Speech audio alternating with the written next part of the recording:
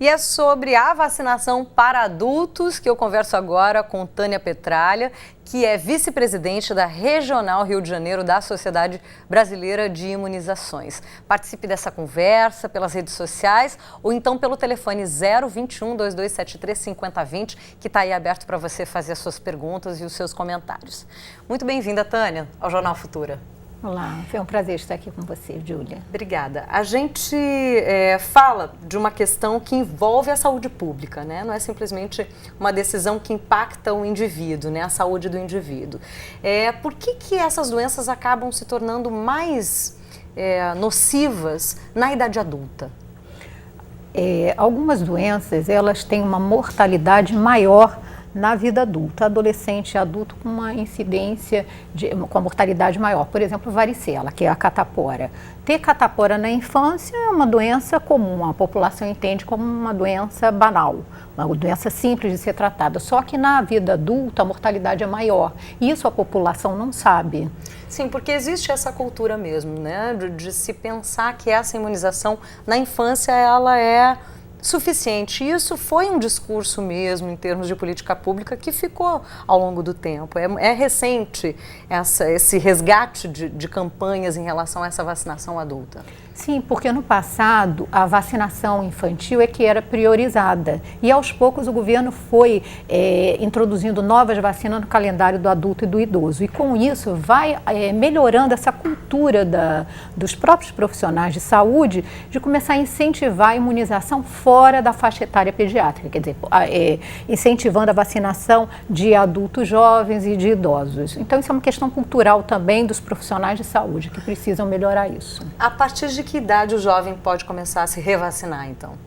Depende da última dose que foi feita na infância, mas de qualquer maneira, o adolescente, ele por volta de 14 anos, ele deve ir ao posto de saúde para pelo menos ver se a sua antitetânica está em dia, a dupla, que é difteria e tétano, que tem que ser feita de 10 em 10 anos.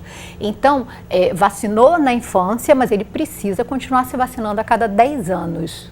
Certo. E quais as contraindicações para essas vacinas? Cada vacina tem suas particularidades, né?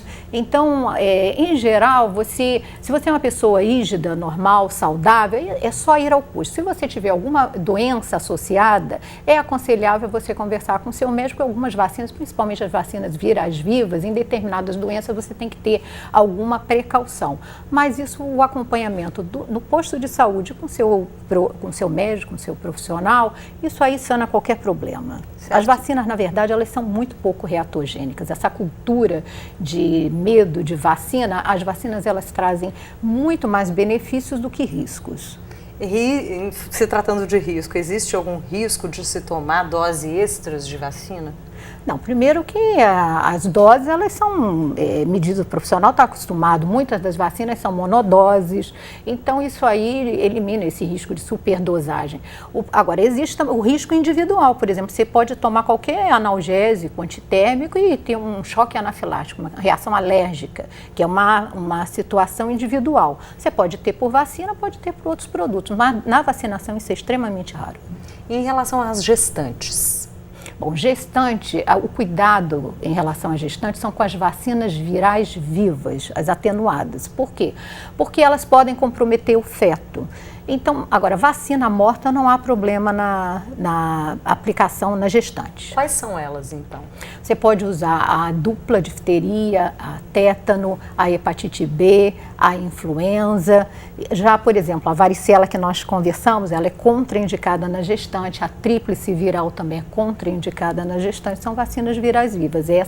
Elas devem ser aplicadas antes da gestação. Até para você preparar a mãe, né, para receber um bebezinho que não vai estar completamente imunizado no início. E em relação aos idosos?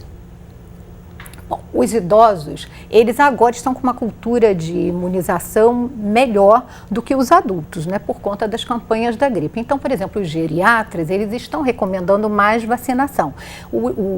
Ele deve fazer as vacinas como qualquer outro adulto, né, receber a dupla.